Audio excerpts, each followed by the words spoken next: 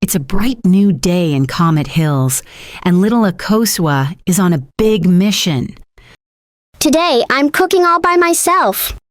Finally. Akosua's mom is a famous chef.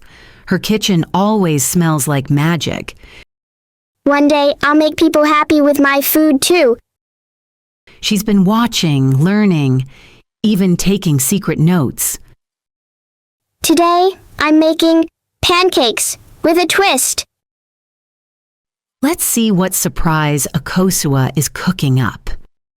First, sieve the flour, then add the salt, baking soda, and oats. Mix them up.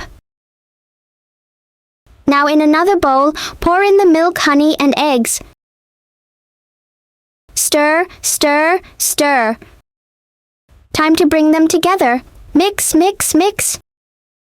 Don't forget, melted butter goes in next. And finally, yummy banana pieces. Scoop, fry, flip, cook until they're golden brown.